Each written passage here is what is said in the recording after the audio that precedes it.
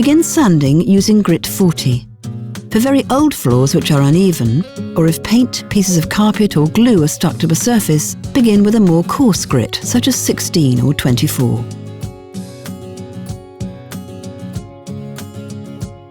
Then slide the sanding belt for coarse sanding onto the drum. Close the protective cover. Plug the machine into a socket with at least 10 amps. Now you begin. Start the machine and let the motor run until the dust bag is filled with air. This takes about 10 seconds.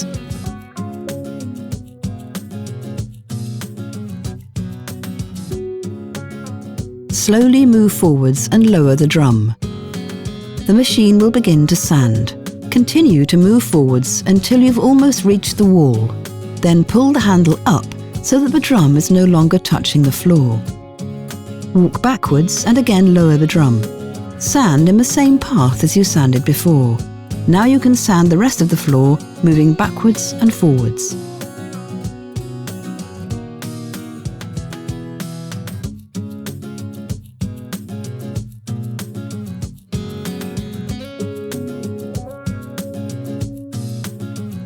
Work from left to right.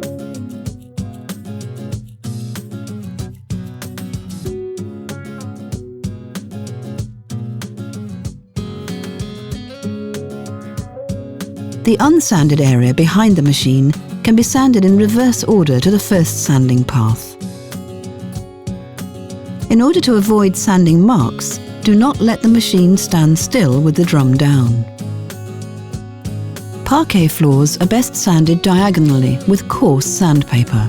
Long floorboards should preferably be sanded in the direction of the wood grain. After the first sanding using coarse sandpaper, the finish should have been removed completely. Further sanding is done in order to give the floor a perfectly smooth surface.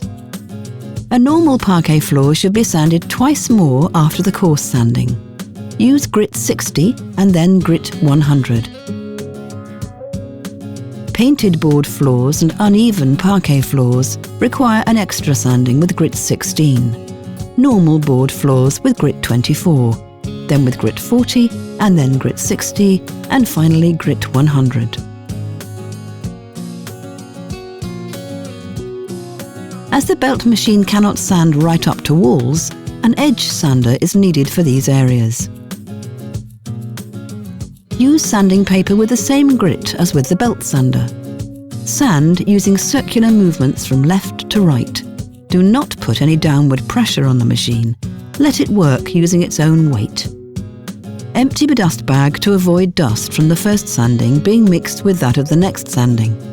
The dust from a next sanding should be used for filling gaps if necessary.